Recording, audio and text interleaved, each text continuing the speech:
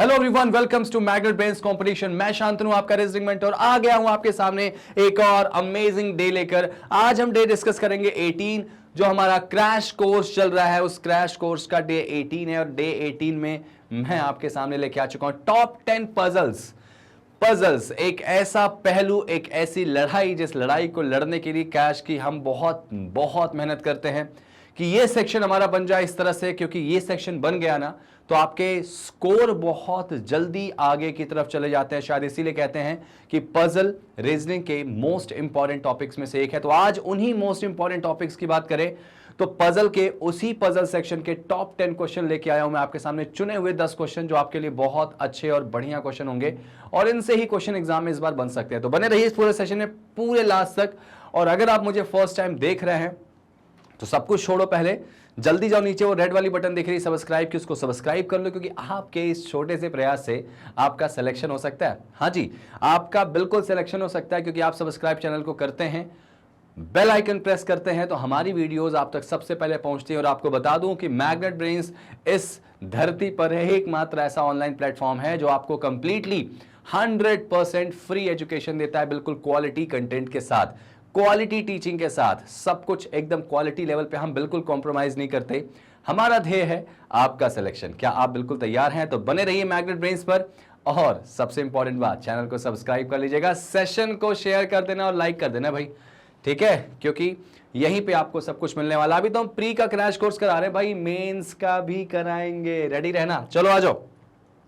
तो पहला क्वेश्चन क्या बोला गया भाई, देखो पहला क्वेश्चन क्या बोला गया। मैं कह रहा हूं वीडियो को पॉज करो, पहले एक बार वीडियो को पॉज करो, मैं थोड़ा साइड हट जाता हूं और इसको बनाने की कोशिश करो, इसको बनाने की प्रॉपर कोशिश करो, ठीक है भाई, कोशिश करो बनाने की, इसको करो कोशिश। चलिए मैं बताता हूं इसको। उम्मीद है आपने इसको ट्राई किया होगा, वीडियो को पॉज करके बनाने की कोशिश की होगी, और हिंदी इंग्लिश दोनों में ही है ये। तो मैं इसको करके दिखाता हूं कैसे भाई।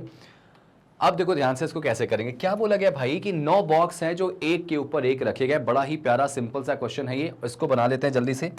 9 बॉक्स हैं जो कि एक के ऊपर एक रखे गए हैं। तो शुरुआत कर ले यहां से, 1 2 3 4 5 6 7 8 और 9, ठीक है। ये 9 बॉक्स बना दिए। कभी भी याद रखना बॉक्स वाला क्वेश्चन आपके पास आ जाए या फ्लोर वाला क्वेश्चन आपके पास आ जाए, यार कम से कम 2 या 3 केसेस लेके चलोगे आप, कम से कम 2 या 3 केसेस लेके चलोगे, इससे कम तो बात सोच भी नहीं सकते। 2 या 3 केसेस, ठीक है।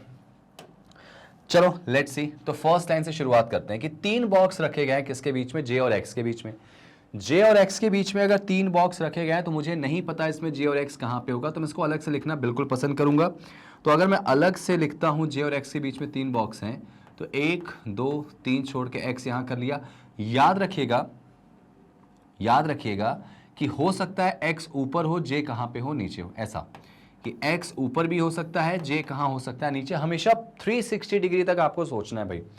उसके बाद देखो ध्यान से, 2 boxes are between X and K. भाई एक्स और के बीच में 2 बॉक्स हैं, तो मुझे भी तो एक्स की पोजीशन नहीं पता, तो अलग से लिख दो कि एक्स और के बीच में 2 बॉक्स हैं। हो सकता है के ऊपर हो, एक्स नीचे हो, ठीक है।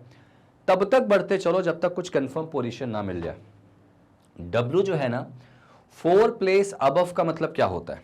सबसे ज्यादा बच्चे कंफ्यूज होते हैं कि सर ये 4 प्लेस अबव का मतलब क्या है, इनके बीच में 4 प्लेस होगा या 4 छोड़ के 5वें पर होगा या चौथे पे होगा। तो याद रखना, अगर बोलता है 4 प्लेस अबव, इसका मतलब चौथा फ्लोर। 2 फ्लोर अबव मतलब दूसरा फ्लोर, ऐसे। तो यहां बोला गया कि जो W है ना वो K से 4 पोजीशन ऊपर की तरफ है ना। तो इसको भी लिख लेते हैं ऐसे ही सॉरी, K से 1 2 3 एंड 4 पे W आ जाएगा। ऊपर बोला गया भाई, ऊपर की तरफ। चलो सॉरी। उसके बाद क्या बोला गया, 4 boxes placed between W and L। भाई W और L के बीच में 4 बॉक्स होने चाहिए। भाई इसके ऊपर 4 बॉक्स अगर लेके चलूं मैं, मान लो अगर K सबसे नीचे हुआ एग्जाम्पल के तौर पे, तो 1 2 3 चौथे पे W हो गया, और W और L के बीच में कितने बॉक्स बोला गया भाई, 4 बॉक्स बोला गया, ठीक है ना। तो 1 2 3 4 छोड़ के L आ ही नहीं सकता, तो इसका मतलब एक बात तो तय हो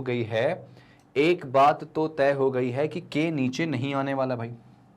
अगर के नीचे नहीं आने वाला तो फिर क्या करें, इसका मतलब ये हो जाएगा कि एक इसको अलग से कर लेते हैं। W अगर मान लो मैं टॉप पे कर दिया, अब W को मैंने टॉप करा तो 1 2 3 छोड़ के यहां पे K कर दिया, और W और L के बीच में 4, तो 1 2 3 4 यहां पे L आ गया।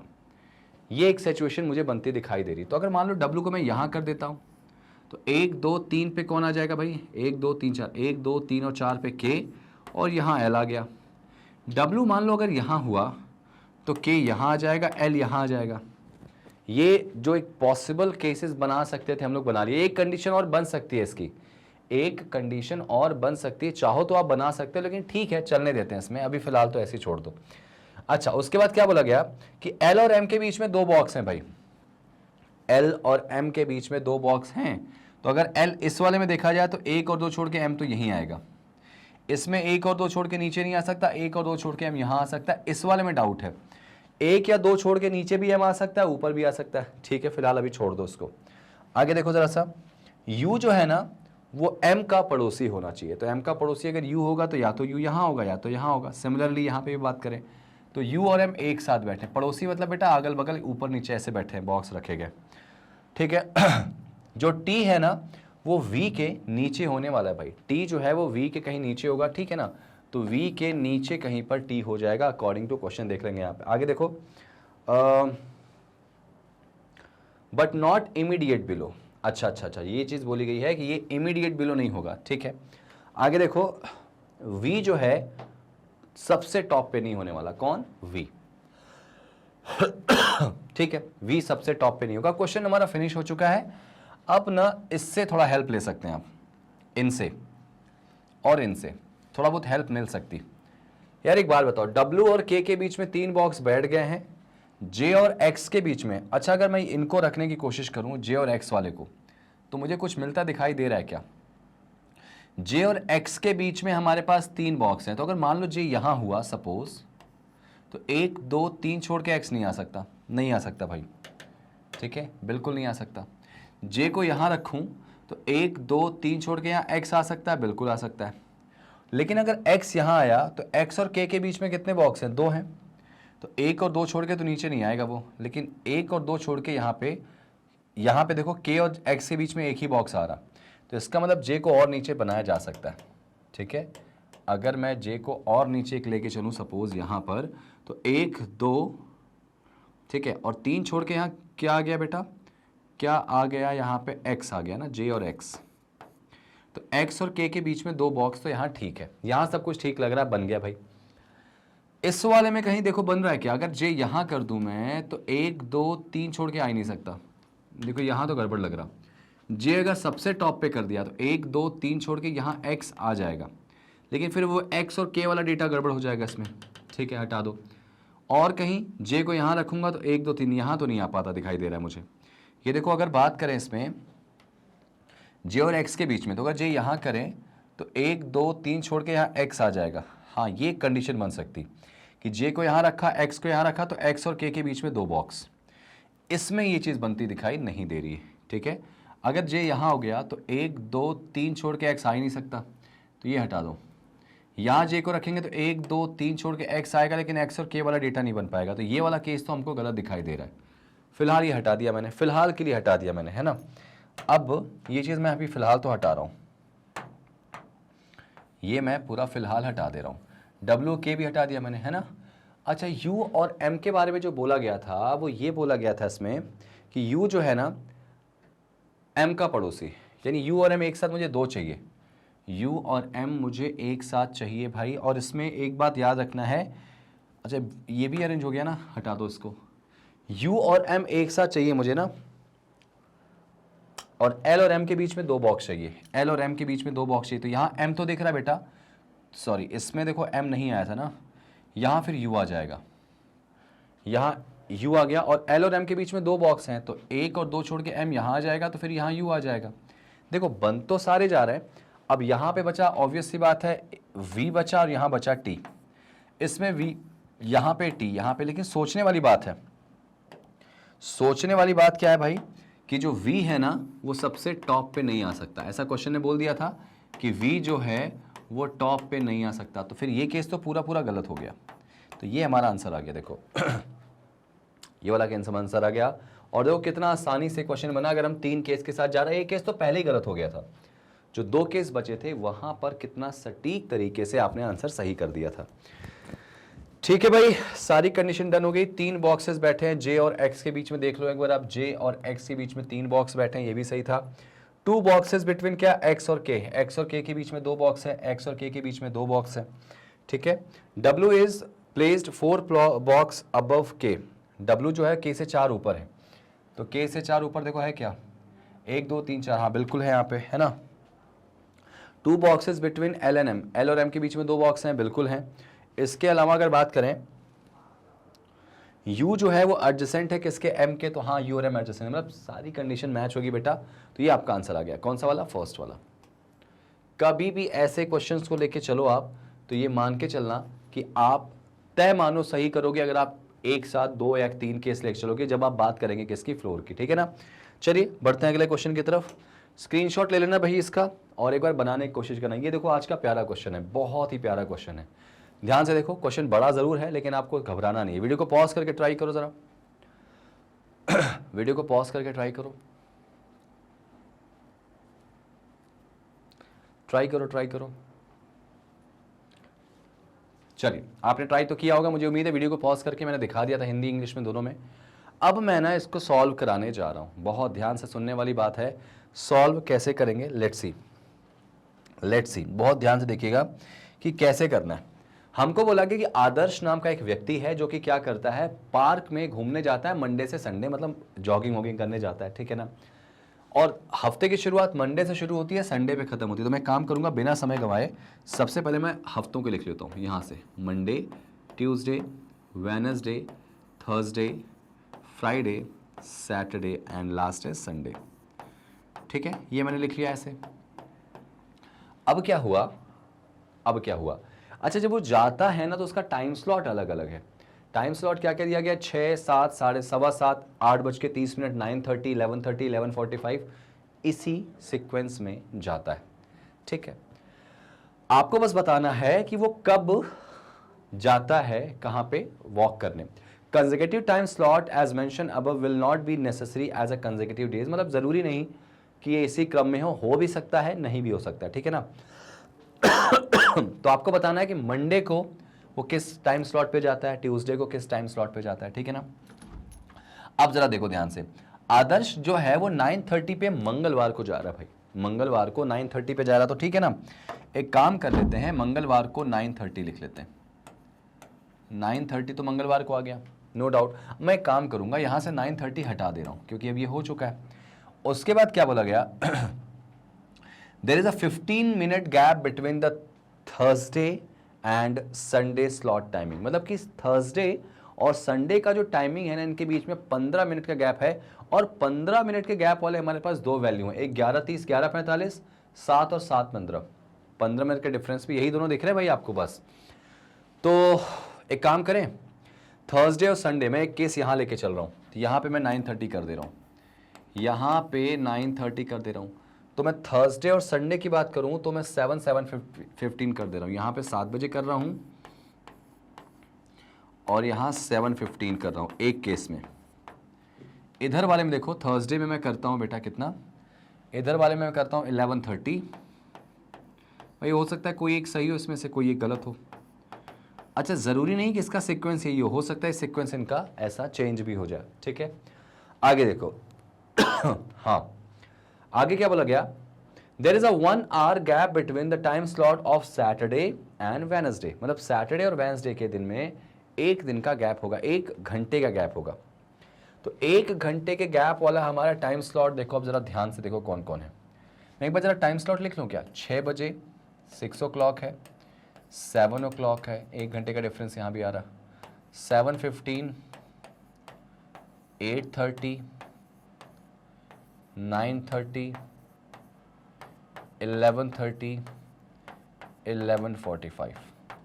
अब एक काम कर लें, 1 घंटे का गैप 6 से 7 है, 8:30 से 9:30 है, 9:30 से क्या है बस 9:30 है, 8:30 से 9:30 यानी 8:30 से 9:30 और 6 से 7।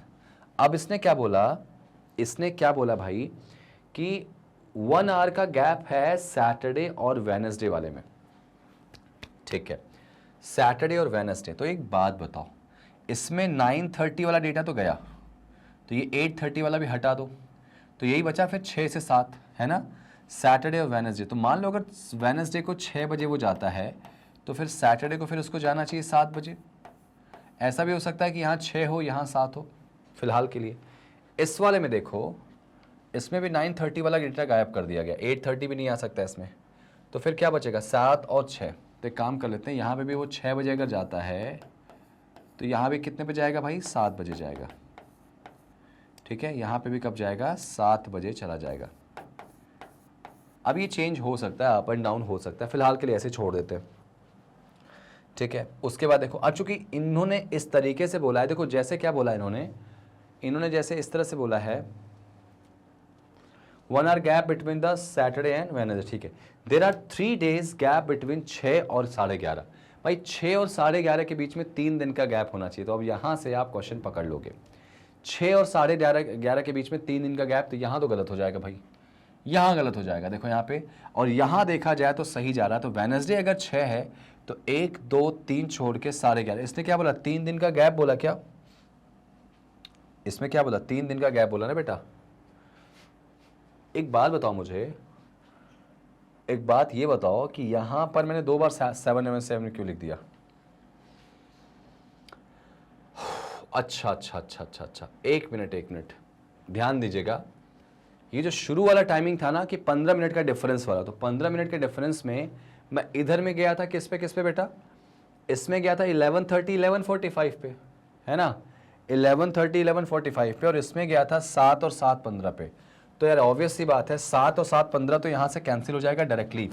7 7:15 तो डायरेक्टली क्यों कैंसिल हो जाएगा, क्योंकि 7 और 6 का डायग्राम जो है वो इसमें आ जाएगा, है ना। ये देखो ऐसे था। अब जरा डेटा देख लें इसमें, ये वाला डेटा तो गलत हो गया भाई, ये तो गलत हो गया। 6 और 11:30 के बीच में 3 दिन का गैप है, 6 और 11:30 के बीच में 3 दिन का गैप है। तो अगर 6 ये है, अब दोनों एक ही जैसे दिख रहे हैं तो मैं इसी पे अप्लाई कर दे रहा हूँ, ये वाला डायग्राम को यहाँ अप्लाई कर दे रहा हूँ। 11:30 यहाँ से हटा दिया, तो 11:30 फिर कहाँ आ जाएगा भाई, 11:30 यहीं आएगा, फिर 11:30, ये देखो 11:30 आ गया, 11:30 आ गया। 6 और 11:30 के बीच में 3 दिन का गैप हो गया। अच्छा एक बात बताओ, जो शुरू वाली लाइन थी, सबसे शुरू वाली लाइन, क्या शुरू वाली लाइन थी बेटा, कहाँ गया, Adarsh is going at 9:30 on Tuesday, there is a 15 minute gap between the Thursday and Sunday.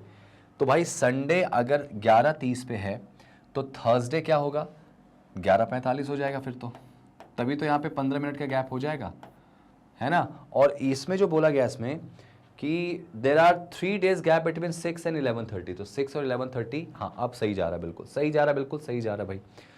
यहाँ से देख सकते हो आप क्या क्या हो चुका है भाई। तो यहाँ से 6 बजे हो चुका है, 7 बजे का टाइम हो चुका है, 11:30 का टाइम हो चुका है, 9:30 का टाइम हो चुका है, 11:45 का टाइम हो चुका है। तो मतलब 2 ही बज गए हमारे पास, 7 15 8 30, ठीक है। आगे क्या बोला गया,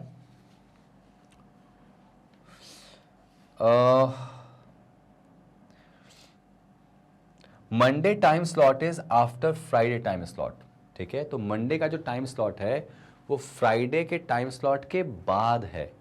तो फ्राइडे के टाइम स्लॉट के बाद मंडे आएगा, तो नो डाउट पहले कौन सा आएगा, 7:15 आएगा, उसके बाद ही तो ये नंबर आएगा ना 8:30, 8:30 इसके बाद आ जाएगा, ठीक है। तो आपका आंसर आ गया, देखो ध्यान से, ये आपका आंसर आ गया। मंडे को 8:30 बेटा, फिर ट्यूसडे को 9:30 आ गया, वेडनेसडे को 6 आ गया, 11:45 थर्सडे आ गया, ठीक है। 7:15 तुम्हारा क्या आ गया फ्राइडे, सैटरडे को 7 आ गया, और संडे को क्या आ गया तुम्हारा 11:30। तो ये हमारा जो है वो फाइनल आंसर आ गया, ये हमारा फाइनल आंसर आ गया, ठीक है। 2 केस हालांकि लेके चले हम लोग, लेकिन ज़रूरत नहीं पड़ी, आराम से आपका बन के आ गया। तो एक सिंपल सा क्वेश्चन था जो आपने आसानी से इसको क्या किया, ड्रॉ कर लिया। चलो भाई एक बार इसका स्क्रीनशॉट ले लो, एक बार इसका स्क्रीनशॉट ले लो, और फिर इसके बाद आगे ले चलेंगे इसको। ट्यूसडे का आपको डेटा दिया गया था इसमें बेटा, है ना। चलिए नेक्स्ट कर लें, नेक्स्ट। हाँ ये देखो क्या है भाई, ये भी क्वेश्चन अच्छा है, काफ़ी पूछा जाता है भाई, पजल का एक बड़ा प्यारा सा क्वेश्चन ये भी कह सकता हूं मैं।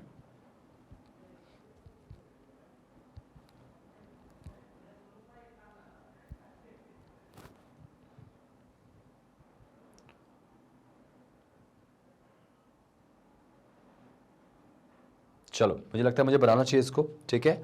बस ध्यान से समझने वाली बात यह है ना कि आपके सामने जब क्वेश्चन आता है तो आप क्वेश्चन को पहले ड्रॉ करना सीखो, उसको डिजाइन करना सीखो।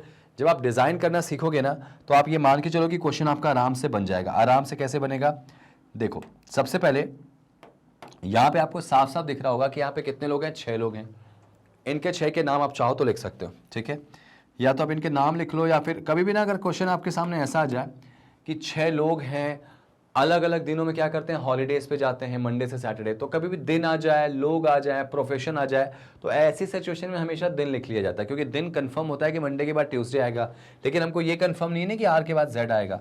तो पहला काम कर लेते हैं इसमें कि पहला काम दिन लिख लेते हैं। लिख लूँ मैं दिन इनके, यहाँ पे लिख ले रहा हूँ मैं, देखो ध्यान से, Monday, Tuesday, Wednesday, Thursday, Friday, Saturday और संडे भी है क्या, मंडे टू सैटरडे ही है बेटा इसमें, ठीक है। तो मैं एक काम करता हूँ, सैटरडे रहने देता हूँ, ठीक है। अब इसमें क्या बोला गया कि पर्सन भी है ना, तो यहाँ एक काम कर लेता हूँ, ये देखो ये डे हो गए, ये पर्सन हो गए, और ये क्या हो गया बेटा, इनका प्रोफेशन हो गया ना, प्रोफेशन भी दिया गया क्या, पोस्ट है इनकी, अलग अलग पोस्ट है, ठीक है। चलो अरेंज कर लेते हैं, इनकी अलग अलग पोस्ट है। तो पूरा जो खेल है अब इसी में अरेंज करने वाला है भाई। ये देखो अलग अलग पोस्ट, अलग अलग लोग, लगेगा तो 2 कंडीशन इसकी बना लेंगे। वैसे कोशिश की जाए कि ज़रा इसको बनाते हैं इसको, देखो ज़रा ध्यान से। सबसे पहले क्या बोला गया, सबसे पहले बोला जाता है, एग्जामिनर आपसे कहता है कि पोस्ट के नाम दे दिए भाई आपको, 3 person are going for a holiday between the cashier and clerk, ठीक है। समझना ध्यान से, 3 लोग ऐसे भाई, ये लोग अलग अलग दिनों में छुट्टियों पे जाते हैं, तो बोला गया है 3 लोग जाते हैं किसके बीच में, कैशियर और क्लर्क के बीच में। जरा सोचो, अच्छा, और कैशियर और क्लर्क की अगर बात करें तो जो क्लर्क है वो मंडे को नहीं जाता, तो कैशियर और क्लर्क के बीच में 3 लोग जाते हैं। ज़रा सपोज मान लो अगर यहाँ से कैशियर हटा दें, तो यहाँ पे अगर कैशियर में कर दूँ, यहाँ पे कैशियर कर दूँ, ठीक है। मान लो कैशियर 1 2 3 छोड़ के यहाँ क्लर्क आ सकता है। कैशियर और क्लर्क के बीच में अगर देखा जाए तो ऐसे हो सकता है, लेकिन ये कहीं कंफर्म नहीं है कि ऐसा ही होगा। यहाँ क्लर्क भी आ सकता है, यहाँ कैशियर भी आ सकता है। अच्छा एक बात बताओ, अगर मान लेते हैं ये चीज़ हटा दूं मैं, यहाँ से ये चीज़ हटा दूं, तो समझने वाली बात ये हो जाएगी कि भाई यहाँ पे अगर मैंने किसको कर दिया, हमको पता है क्लर्क नहीं जा रहा मंडे को, तो कैशियर तो यहाँ आ सकता है, तो भाई काफ़ी डाउटफुल कंडीशन है। तो एक काम कर लेते हैं, यहाँ लिख लेता हूँ इसको, या इस लाइन को मैं हाईलाइट कर लेता हूँ ताकि यहाँ पे जगह से हम आराम से बना पाएँ। क्या बोला गया था, 3 पर्सन, ठीक है। इसको मैं पेन से हाईलाइट कर ले रहा हूँ कि 3 लोग ऐसे हैं जो कि हॉलीडे पे जाते हैं, किसके बीच में, कैशियर और क्लर्क के, और क्लर्क जो है वो मंडे को नहीं जाता, ठीक है। PO who is not immediate neighbour of cashier और क्लर्क, ठीक है। पीओ कैशियर और क्लर्क का पड़ोसी नहीं है, ठीक है।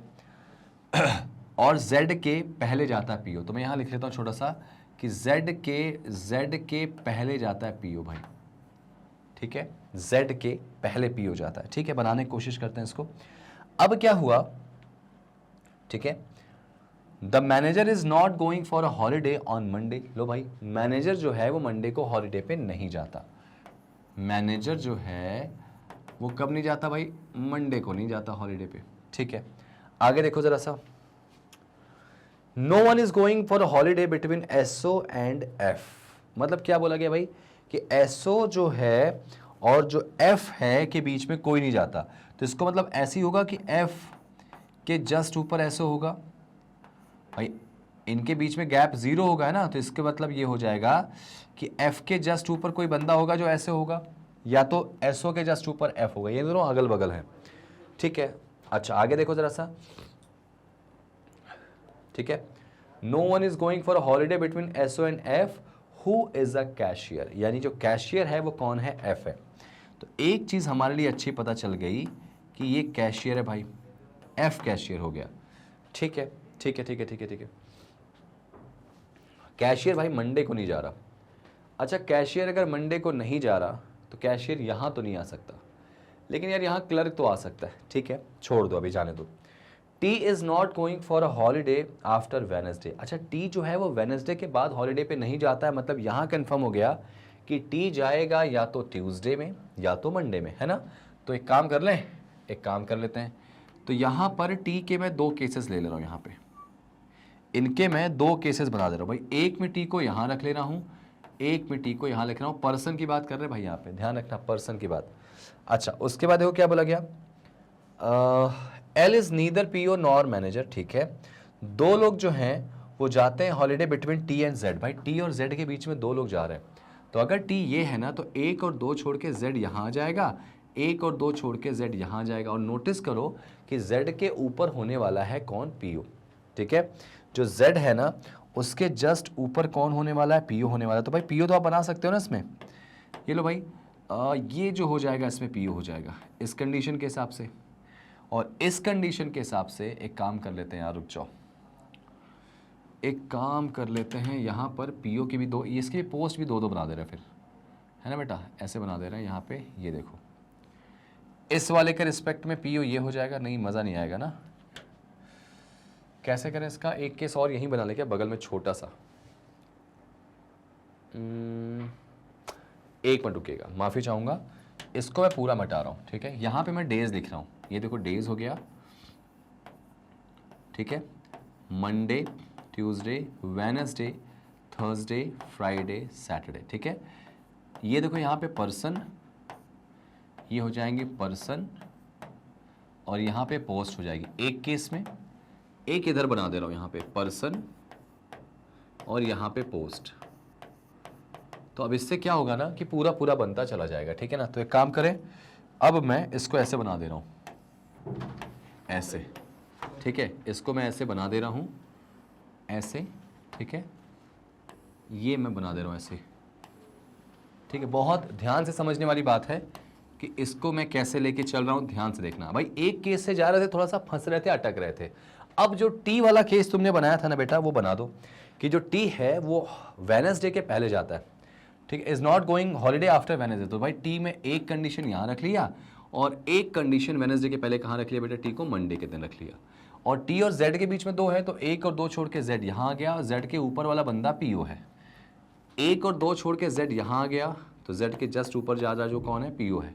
ठीक है, ये हमारा बन गया। ठीक है, अच्छा उसके बाद क्या हुआ, R is not the manager. भाई आर अगर मैनेजर नहीं है तो इसको लिख लेते हैं यहाँ पे, आर जो है वो मैनेजर नहीं। देखो अब आपने क्या किया, पूरा क्वेश्चन एक बार पढ़ लिया है। अब जब आपने पूरा क्वेश्चन एक बार पढ़ लिया है तो फिर करना क्या है, तो जो सबसे इंपॉर्टेंट चीज आपको ध्यान देने वाली होती है कि अब इसको पूरा अरेंज करेंगे डेटा के हिसाब से। तो चलो जरा इसको डेटा के हिसाब से प्रॉपर अरेंज करना शुरू कर देते हैं। चलिए जरा शुरू करते हैं भाई, यहां से एक बार देख लेते हैं यहाँ से क्वेश्चन कैसे क्या है, देखो जरा। ठीक है भाई, अब देखो, अब एक काम करेंगे, the very most important thing जो आपको जाननी है इसमें, वो क्या जाननी है, हमने जो हमको मिल सकता था बना के दे दिया। अब उस मिल सकने वाले डेटा से हम क्वेश्चन को शुरू करते हैं। जरा शुरू कर लीजिए। तो अब जरा ये ऊपर की लाइन लिखी गई थी कैशियर वाली, वो वाली कौन सी लाइन थी भाई, कैशियर वाली लाइन जो लिखी गई थी इसमें ये थी ना, देखो जिसको मैंने हाईलाइट करा था, मिटा दिया था, चला गया था, कि 3 person between cashier and clerk. तो कैशियर और क्लर्क के बीच में अगर 3 लोग बोला गया है और आगे बोला गया था क्लर्क वाला बंदा हॉलीडे पे मंडे नहीं जाएगा, तो मैं यहां लिख लेता हूं, ठीक है, कि कैशियर 1 2 3 छोड़ा तो क्लर्क। ठीक है, अभी मैं इसको लिख ले रहा हूं यहां पे जल्दी से। ठीक है, PO who is not immediate neighbour of cashier और क्लर्क। जो पीओ वाला है ना, ये पीओ ना तो कैशियर के आसपास आएगा, पीओ जो है पीओ कैशियर और क्लर्क के आसपास नहीं आएगा। मतलब मैं अपने इसको समझ लेंगे अपन। ठीक है, आगे उसके बाद बोला गया था बेटा cashier and clerk is going for holiday immediately before Z. लो भाई कि जेड के जस्ट पहले पीओ वाला बंदा आ गया, और इसका मतलब एक बात तो तय हो गई कि पीओ के बगल में कैशियर यहां नहीं आएगा, कैशियर यहां नहीं आएगा, ठीक है, क्लर्क यहां नहीं आएगा, क्लर्क यहां नहीं आएगा, तो यानी कैशियर और क्लर्क यहां आ नहीं सकते। अब बची क्या जगह बेटा, कैशियर और क्लर्क की, तो कैशियर और क्लर्क की जगह एक ये बची है। देखो इनके बीच में 3 का गैप मुझे चाहिए, इनके बीच में मुझे 3 का गैप चाहिए। और एक बात यहां पे बोली गई थी क्या, कि जो क्लर्क है वो मंडे नहीं जाता, क्लर्क जो है वो कब नहीं जाता बेटा, मंडे नहीं जाता है। तो एक काम करें अगर मान लो मैं यहां तो क्लर्क आ नहीं सकता पीओ के बगल में, अगर टी को क्लर्क बना देता हूं सपोज, तो 1 2 3 छोड़ के यहां कैशियर हो सकता है। ये ना कैशियर बोला गया ना, हाँ यहां पे कैशियर हो सकता है। क्लर्क और कैशियर के बीच में 3 लोग हो गए यहां पे, ध्यान से देखो। ऐसा भी इमेजिनेशन हो सकता है क्या, कि जो क्लर्क है वो मंडे नहीं जा सकता, मंडे नहीं जा सकता, लेकिन कैशियर तो मंडे जा सकता है। तो अगर कैशियर को मैं टॉप पे करूंगा तो 1 2 3 छोड़ के क्लर्क यहां आ जाएगा, लेकिन क्लर्क किसका पड़ोसी नहीं होना चाहिए, पीओ का नहीं होना चाहिए। और हाँ ये चीज तुम कह सकते हो कि यहां पे मैं कैशियर करूंगा तो 1 2 3 गैप करके यहां पे कौन आ सकता है भाई, क्लर्क आ सकता है। तो एक काम यहां पे आप इमेजिनेशन के रूप में या अपने ही समझदारी के लिए कर दीजिए, सी यानी क्लर्क, और यहां सी मतलब क्या हो गया, सी ए कर दे रहा हूं, मतलब कैशियर की हो सकता है इनकी जगह में कोई चेंजेस हो जाए, ठीक है। अब आगे देखो जरा सा, इसमें क्या था, पीओ वाला डेटा हो गया था भाई, है ना। The manager is not going for holiday on Monday, चलो भाई मैनेजर जो है वो मंडे नहीं जाएगा, तो मैनेजर मंडे नहीं आ सकता, ठीक है, यानी मंडे वाले दिन कौन नहीं आ सकता, मैनेजर नहीं आ सकता। अच्छा क्लर्क और कैशियर का डेटा इसमें नहीं किया मैंने, इसमें भी कर दो ना यार, क्लर्क और कैशियर का डेटा इसमें भी शायद वही हो जाएगा, है ना। यहां पे नहीं आएगा भाई क्लर्क और कैशियर, तो इसमें तो कैशियर ही यहां रखना पड़ेगा, इसमें कैशियर ही यहां रखना पड़ेगा, क्योंकि क्लर्क तो मंडे आ नहीं सकता। तो 1 2 3 छोड़ के यहां पे कौन आएगा, क्लर्क आ जाएगा भाई, यहां पे कैशियर हो नहीं सकता, तो कैशियर और क्लर्क इसमें तो कंफर्म हो गए, है ना। इस वाले में थोड़ा डाउट है अभी भी, नोटिस कर लेते हैं इसमें, चलो देख लेते हैं। आगे देखो जरा सा, पढ़ो इसमें क्या है, आगे क्या था इसमें, देखो जरा सा डेटा पढ़ लो, मैंने मिटा दिया इसलिए शायद टाइम है उसमें लग गया। The manager is not going for a holiday on Monday, ठीक है, मैनेजर मंडे को नहीं जा रहा भाई। No one is going for a holiday between SO and F, यानी एफ और एसओ मुझे एक साथ चाहिए भाई, एफ और एसओ एक साथ चाहिए मुझे, जरा देख लो। तो एफ अगर मैं यहां रखूंगा तो एसओ ये हो सकता है, एफ ये हो नहीं सकता, एफ यहां रखूंगा तो एसओ यहां हो सकता है, और कहीं एफ एसओ होगा नहीं, ठीक है। तो एफ के साथ मुझे एसओ भी चाहिए भाई, एसओ। इसमें देखो अगर एफ को यहां रखूंगा तो ये एसओ हो नहीं सकता, एफ यहां रखूंगा तो जेड एसओ हो जाएगा, एफ यहां रखूंगा तो एसओ यहां हो जाएगा, चलो ठीक है। एफ और एसओ मुझे पता है कि एक साथ आने वाले। अच्छा हु इज अ कैशियर, कौन कैशियर है भाई, एफ जो है वो कैशियर है। अब यहां से थोड़ा हमारे लिए आसान हो गया कि अगर एफ कैशियर है तो यहां से क्लर्क वाली जगह कंफर्म होगी बेटा, यहां से ये कंफर्म जगह होगी, क्लर्क यहां आ जाएगा और कैशियर जो है वो यहां आ जाएगा, ठीक है ना। चलो ये लाइन में खींच दे रहा हूं फिर से। अब देखो क्वेश्चन में तुम्हारे प्रॉपर हिंट तुमको मिल चुका है, क्वेश्चन यहां से बन जाएगा, ठीक है, कि तुमको पता है कि जो एफ है वो एक कैशियर है, तो यहां एफ हो गया, तो यहाँ पे कौन आ जाएगा, एसओ आ जाएगा, ठीक है। इसमें देखो कैशियर यहाँ एफ नहीं होगा, तो ये केस पूरा ही गलत हो जाएगा, ये पूरा केस गलत है, ये बिल्कुल सही जा रहा है यहाँ पे, ठीक है। आगे देखो जरा सा, ठीक है, T is not going for a holiday after Wednesday, मतलब टी का कंफर्म हो गया कि ट्यूसडे को ही जा रहा भाई, है ना। अच्छा उसके बाद क्या बोला गया, L is neither PO nor manager, L ना तो पीओ है ना तो मैनेजर है। जरा सोचो, एल पीओ है, यहाँ नहीं आ सकता, और मैनेजर पे भी एल नहीं आ सकता, इसका मतलब मैनेजर यहाँ तो होगा नहीं, मैनेजर कंफर्म हो गया यही हो जाएगा। और एल देखो, एल कहाँ कहाँ आ सकता है, एल पीओ नहीं है और मैनेजर भी नहीं है। और आपको एक बात बोली गई थी कि जो मैनेजर होगा, मैनेजर वो मंडे को नहीं आएगा, देखो यहाँ पे बोला गया ना, यहाँ पे साफ साफ बोला गया भाई कि manager is not going for holiday on Monday, और एल जो है वो ना तो पीओ है ना तो मैनेजर है, इसका मतलब हो जाएगा एल यहाँ आ जाएगा भाई, एल यहाँ तो आ नहीं सकता, और मैनेजर यानी यहाँ आएगा नहीं, तो मैनेजर की जगह फिर ये फिक्स हो जाएगी, ठीक है, ये मैनेजर हो गई। और एक जो पोस्ट बची बेटा असिस्टेंट मैनेजर की, वो यहाँ आ जाएगी, असिस्टेंट मैनेजर की पोस्ट यहाँ आ गई है, और यहाँ पे नाम जो बचा वो आ जाएगा। देखो आर के बारे में बोला गया, आर मैनेजर नहीं है तो आर पीओ हो जाएगा, और जैसे ही आर पीओ हो गया, are Z G L T, are Z G L T, देखो सब यहाँ अरेंज हो गए, यहाँ पे देखो एल टी, ठीक है, L T G are Z F हो गया बेटा, सारी कंडीशन यहाँ पे हो गई, ठीक है। ये हटा दे रहे हैं यहाँ पे, ये वाला केस की इसकी ज़रूरत ही नहीं पड़ी बेटा, ये वाले केस की कोई ज़रूरत नहीं पड़ी, ठीक है, इसकी कोई ज़रूरत नहीं पड़ी। क्वेश्चन को आप अगर ध्यान से पढ़ेंगे, चीज़ों को डेटा करेक्ट करेंगे अच्छे से, तो आराम से बन जाएगा। ठीक है भाई, चलिए बढ़ते हैं अगले क्वेश्चन की तरफ। सॉल्यूशन नोट कर लो बेटा इसका। और क्वेश्चन इतना दमदार नहीं है, बशर्ते थोड़ा सा 2 बार 3 बार पढ़ने में, दोबारा डायग्राम बनाने के चक्कर में थोड़ा सा डिले हो गया, अदरवाइज इसमें कुछ ऐसा था नहीं जो आपको बहुत बहुत परेशान करता। ठीक है ना। अच्छा, ये क्वेश्चन कहाँ से अरेंज होना शुरू हो जाएगा? ये क्वेश्चन अरेंज होना शुरू हो जाएगा टी से। टी वेडनेसडे के पहले जाता है। ठीक है, वहाँ से क्वेश्चन शुरू होगा और बहुत अच्छे से शुरू हो जाएगा। उसके बाद एफ और एसओ वाली कहानी है, जिसमें एफ कैशियर हो गया, कंफर्म हो जाएगा, पूरा क्वेश्चन आपका आराम से बन जाएगा। चलिए बढ़ते हैं नेक्स्ट क्वेश्चन पे। ये देख लीजिए भाई, ये क्या है? 10 बंदे हैं जो कि अलग अलग 2 पैरेलल लाइन में बैठे गए हैं। तो बस इनको उठा दो जरा सा, वीडियो को पॉज करो, इनको बना दो जरा जल्दी से। 10 लोगों को 2 पैरेलल लाइन में।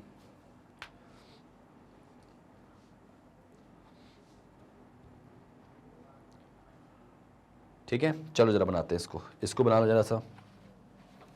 ये तो सिंपल है, 10 लोग हैं, 2 पैरेलल लाइन में बैठे हैं। तो कैसे बिठाओगे भाई? इसके लिए तो हमेशा 2 केस बना के चलना है। 5 एक में बैठे हैं, 5 एक में बैठे हैं, ऐसे ही 5 एक में, 5 एक में। ठीक है,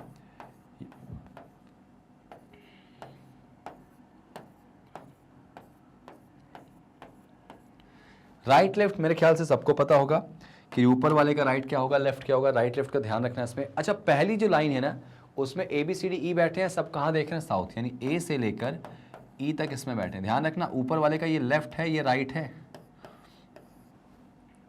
नीचे वाले का ये राइट, ये लेफ्ट है। सेम नीचे वाले के लिए ऐसा हो जाएगा, है ना, इधर वाले के लिए भी।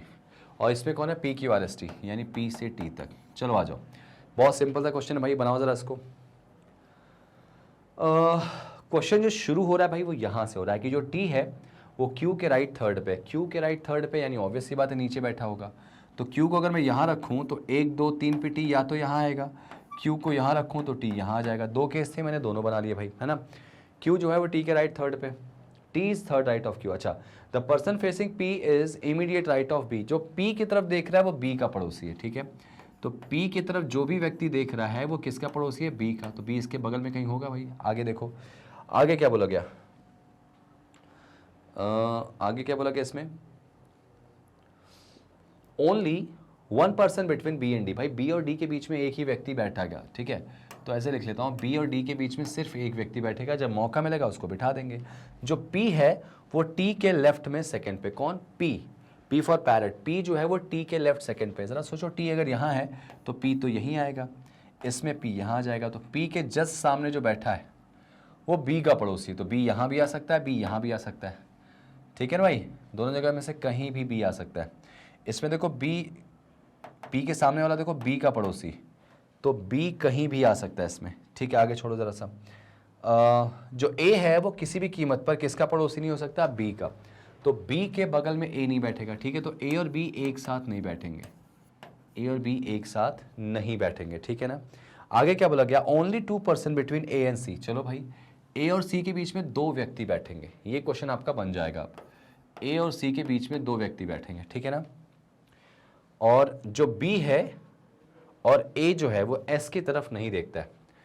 ठीक है, बी और ए एस की तरफ नहीं देखते हैं। ज़रा सोचोगे यार, इसका मतलब ये हो जाएगा, तो जो पी का पड़ोसी है, अगर मान लेते हैं सपोज पी को जो देख रहा है ना, पी की तरफ जिसका चेहरा है वो किसका पड़ोसी हो गया? बी का। तो बी अगर मान लो यहाँ हो गया सपोज, तो बी अगर यहाँ हुआ तो बी और डी के बीच में कितने लोग हो गए भाई?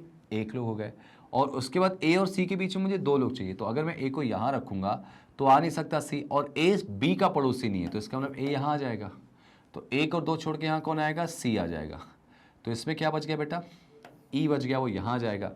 अब देखो, यहाँ पे जो क्वेश्चन की लास्ट लाइन थी कि जो बी और ए है वो एस की तरफ नहीं देखते। तो अगर ए एस की तरफ नहीं देखेगा तो यहाँ नहीं आ सकता एस, और बी भी एस की तरफ नहीं देखेगा तो एस यहाँ आ जाएगा। और अगर एस यहाँ आ गया तो पी क्यू आर वो यहाँ आ जाएगा। मेरे ख्याल से क्वेश्चन में इसकी ज़रूरत नहीं पड़ी बनाने की, आपका यहीं से डायरेक्टली क्वेश्चन सॉल्व हो गया। एक बार चेक करो ज़रा, इसको हटा देता हूँ मैं, इसको एक बार चेक कर लो ज़रा, इसको चेक कर लो, सारी कंडीशन मैच होगी क्या? देखो ध्यान से, इसमें यहाँ से टी जो है वो क्यू के राइट थर्ड पे सही है, क्यू के राइट थर्ड पे क्या? हाँ बिल्कुल सही। यहाँ पे the person facing P is immediate right of B. अच्छा, जो पी की तरफ देख रहा है क्या वो बी के इमीडिएट राइट में? नहीं भाई, बी के इमीडिएट राइट में बोला गया, the person facing P is to immediate right of B. अच्छा, ये जो चीज़ थी ना, देखो मैंने इसको पढ़ा नहीं था, तो एक काम कर लें, रुक जाओ, ये जो हमने बनाया था अब इस पर अप्लाई कर दो। द पर्सन फेसिंग पी, ये जो बंदा है ना वो किसके राइट में होना चाहिए, बी के राइट में होना चाहिए, तो बी फिर यहाँ हो जाएगा, और अगर बी यहाँ हुआ तो फिर डी को यहाँ रखना पड़ेगा, और अगर डी को यहाँ रखे इस डायग्राम के हिसाब से, तो जाहिर सी बात है कि ए और किसके बीच में बेटा, सी के बीच में दो लोग चाहिए मुझे, तो ए यहाँ रख नहीं सकता, ए यहाँ रखूंगा नहीं, ये ए यहाँ आ नहीं सकता, तो ये केस गलत हो जाएगा, यही वाला केस हमारा सही है। तो इसमें जो है ना ऐसे हो जाएगा, देखो बी के इमीडिएट राइट में ना, बी के इमीडिएट राइट में कौन आएगा, जो किसको देख रहा है, पी की तरफ देख रहा है, और ए और सी के बीच में कितने लोग होंगे, दो लोग, तो ए इसमें यहाँ हो जाएगा, एक और दो छोड़ के सी यहाँ हो जाएगा, और यहाँ पे बचा कौन बेटा, डी। अब ये क्वेश्चन सही था, नीचे वाला गलत हो जाएगा बेटा, नीचे वाला तो पूरा पूरा गलत हो गया। अब देखो ये पूरा सही है यहाँ पे, ठीक है, यहाँ पे बचा कौन बेटा, एस को कौन नहीं देख रहा, एस को ए और बी नहीं देख रहा, तो यहाँ पे एस आ जाएगा, पी क्यू यहाँ आर आ जाएगा। अब देखो यहाँ पे ओनली 1% बिटवीन किसके, बी और डी, तो बी और डी के बीच में एक लोग यहाँ दिख रहे हैं प्रॉपर, पी जो है वो टी के लेफ्ट सेकंड पे है, तो टी के लेफ्ट सेकंड पे पी आ गया, ठीक है। A is not immediate neighbour of B, A किसी भी कीमत पर बी का पड़ोसी नहीं होगा, बिल्कुल सही यहाँ पर देखो ध्यान से। उसके बाद क्या बोला गया, ओनली 2% बिटवीन ए एंड सी, ए और सी के बीच में केवल दो व्यक्ति हैं, और बी और ए जो है वो एस की तरफ नहीं देखते, तो ना बी एस की तरफ देखेगा ना एस की तरफ ए देखेगा, ठीक है। तो वो एक लाइन जो थी उस क्वेश्चन से वहीं से बन जाएगा आपका क्या, ये वाली, T is third to the right of the queue, उसके बाद यहाँ बोला गया the person facing P is immediate right, ये जो राइट था ना, यहीं से क्वेश्चन आपका आराम से बन जाएगा, ठीक है। दो केस जरूरत ही नहीं पड़ेगी बनाने की, क्वेश्चन सिंपल एक केस से बन जाएगा, ठीक है ना। चलो बढ़ते हैं अगले क्वेश्चन की तरफ, नेक्स्ट क्वेश्चन देख लें इसका, जरा नेक्स्ट क्वेश्चन देख लेते हैं इसका। ये देखो जरा सा, वीडियो को पॉज करो और बनाने की कोशिश करो, ठीक है भाई। तो उम्मीद है आपने इसको बनाया होगा प्रॉपर अच्छे तरीके से। मैं जरा इसको बना के दिखाता हूं। 8 लोग हैं, एक लाइन है, सेंटर आउट, मतलब कुछ नॉर्थ कुछ साउथ, तो ऐसे वाले क्वेश्चन को डील कैसे करना है भाई, देखो बहुत ही शानदार सा क्वेश्चन है कि 8 लोग एक रो में बैठे हैं, तो पहला काम करें, एक सिंगल रो खींच लेते हैं ना, ठीक है। तो अब जाहिर सी बात है, अगर नॉर्थ या साउथ फेसिंग की बात आएगी तो दो डायग्राम तो बनाना तय है, एक से क्वेश्चन नहीं बनेगा। 8 है तो 1 2 3 4 5 6 7 8 है ना, 1 2 3 4 5 6 7 8, ठीक है, ये हो गया 8 लोग, डन। सबसे पहले क्या करेंगे इसमें, सबसे पहले क्या करेंगे इसमें, देखो भाई क्या बोला गया, कुछ लोग नॉर्थ में देख रहे हैं, कुछ लोग साउथ में देख रहे हैं। इसमें सबसे पहले क्या बोला गया भाई, जो V है ना, V वो कहाँ बैठा है, Q के लेफ्ट थर्ड पे। अगर V Q के लेफ्ट थर्ड पे बैठा है तो तुम्हारे पास तो बड़ी सारी जगह दिख रही, तो एक काम करें, इसको अलग से लिख लेते हैं कि Q के लेफ्ट थर्ड 1 2 और 3 पे कौन बैठा है, V बैठा है Q के लेफ्ट थर्ड पे, ठीक है भाई। उसके बाद देखो क्या बोला गया इसमें, U is not immediate neighbour of Q, हर हाल में Q को U का पड़ोसी मत बनाना, तो Q और U जो हैं वो एक साथ नहीं बैठे, ठीक है।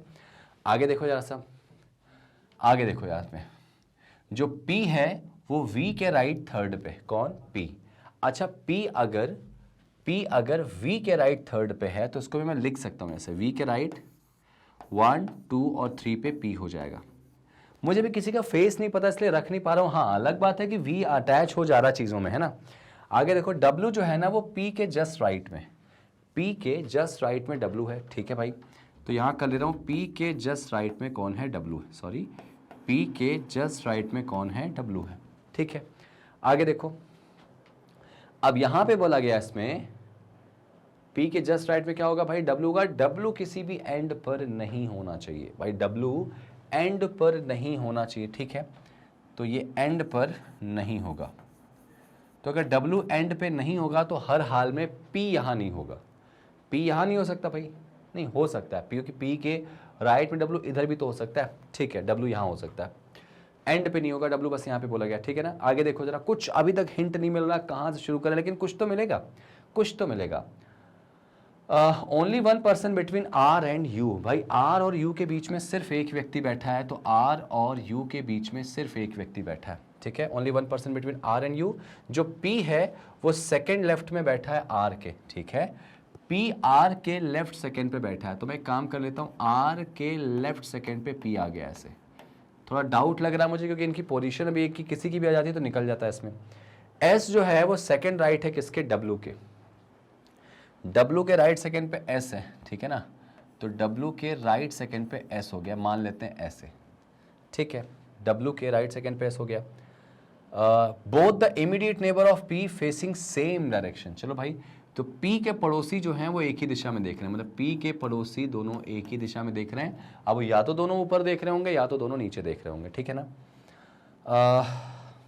Both the immediate neighbour of V facing opposite. अच्छा जी, V के पड़ोसी जो हैं वो विपरीत दिशाओं में देखते हैं, ठीक है ना। इसको भी यहाँ लिख लेता हूँ मैं ऐसे कि V के ऑपोजिट दिशाओं में क्या होगा, एक अगर ऊपर देख रहा है तो एक नीचे देखेगा। V के पड़ोसी विपरीत दिशाओं में देख रहे हैं, ठीक है ना। S का जो चेहरा उसी दिशा में है जिस दिशा में कौन देखता है, W, मतलब S और W एक ही दिशा में देख रहे हैं, ठीक है। तो यहां पे मैं छोटा सा लिख दे रहा हूं कि W इक्वलेंट S। इक्वलेंट का मतलब होगा S और W एक ही दिशा में देखते हैं, ठीक है।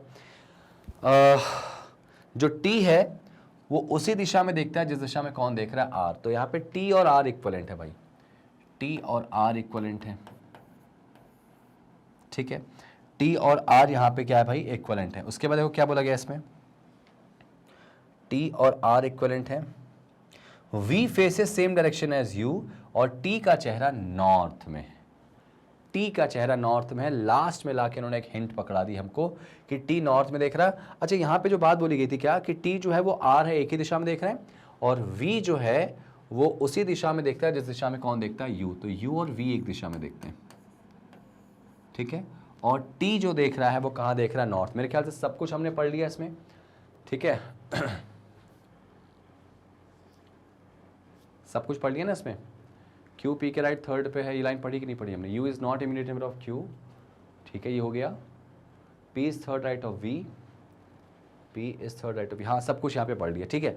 अब यार क्वेश्चन को शुरू कर लेते हैं। हमको एक ही चीज हिंट में दी गई है, क्या, कि T जो है वो कहाँ देख रहा है, नॉर्थ में। अच्छा, T अगर नॉर्थ में देख रहा है तो R भी नॉर्थ में देखेगा। तो अगर R नॉर्थ में देखेगा तो R के बाएं दूसरे स्थान पे P होगा, और R और U के बीच में एक लोग होंगे। और R से कुछ जुड़ा हुआ दिख रहा है क्या, नहीं दिख रहा भाई। और P के रिस्पेक्ट में बोला गया है कि जो P है ना उसके राइट में W, इमीडिएट राइट पे बोला गया ना, W is immediate right of P, ठीक है। P के इमीडिएट राइट में W का। तो क्वेश्चन को कहाँ से शुरू करें यार, कोई हिंट इसमें आपको लग रही बनती हुई, क्वेश्चन की कोई हिंट ऐसी है जिससे क्वेश्चन को शुरू कर सकते हैं। अच्छा, एक बात बताओ, T और R से क्वेश्चन को देखा जा सकता है कि अगर मैं T और R से बनाने की कोशिश करूं तो यहां पे मुझे एक चीज दिखाई दे रही है कि R देखेगा नॉर्थ में, और R के बाएं दूसरे स्थान पे P होने वाला है, ठीक है। और R के बाएं दूसरे स्थान पे अगर P होगा तो मैं कहां रख सकता हूं इसको, R के बाएं दूसरे स्थान पे P है। P के पड़ोसी देख रहे हैं एक ही दिशा में, है ना। और कोई लाइन जो हमारे काम की हो। क्या मैं क्वेश्चन को Q से शुरू करूं क्या, मान लेते हैं Q यहां पे एग्जाम्पल के तौर पे, और Q को ऊपर दिखाते हैं। अब भाई हमारे पास कुछ ऑप्शन नहीं, उसको शुरू करें कुछ, है ना। कुछ ऐसा बोला नहीं गया इसमें, ठीक है। तो पक्का इसमें बोला नहीं गया, मुझे ऐसा लग रहा है कुछ और तो बोला नहीं गया। U is not immediate of Q, P is third right of V। P जो है V के राइट थर्ड पे है भाई, P जो है वो V के राइट थर्ड पे है। W जो है वो किसी एंड पे नहीं बैठेगा। Only 1% between R and U, ये भी हमने लिख लिया था। P जो है second to the left of R, R के लेफ्ट सेकंड पे P, ठीक है। S राइट में है W के, ठीक है। S W के राइट में लिखा क्या मैंने इसको, हाँ लिखा है। S के बारे में क्या लिखा है, S is second right of W, ठीक है। Both the immediate number of P faces same direction, V faces opposite direction of the each other. S, हाँ ठीक तो है यार, सब लिखा है। तो एक काम करते हैं, अगर मान लो यहाँ पे मैं Q को बिठाता हूँ तो 1, 2 और तीसरे पे यहाँ V आ जाता है। अगर V यहाँ आया तो V से P 1, 2, 3 पे यहाँ नहीं आ सकता।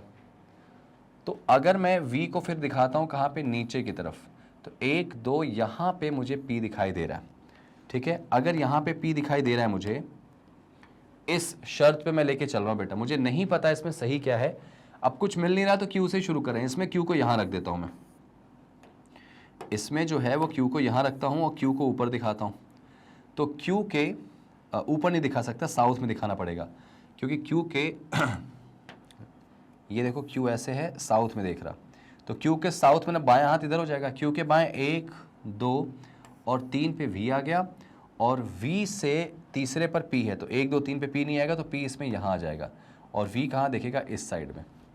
तो यार एक चीज़ मैं कह सकता हूँ इस क्वेश्चन में कि शुरुआत तो कर ली हमने, अब जब नहीं मिला तो किसी एंड से ही शुरू करेंगे, मुझे ऐसा लगता है। बीच में से तो आपको कैसे पता शुरू करेंगे। अच्छा ये चीज़ बन गई जो P है ना वो R के बाएं दूसरे स्थान पे है, तो आपको ये पता है कि जो R है ना वो कहाँ देख रहा है, नॉर्थ में, क्योंकि R और T सेम डायरेक्शन में देखते हैं, और T कहाँ देख रहा है, नॉर्थ की तरफ। तो R फिर बेटा यहाँ आ जाएगा, ठीक है, R जो है वो यहाँ आ जाएगा, और R का जो चेहरा है वो कहाँ है, ऊपर की तरफ।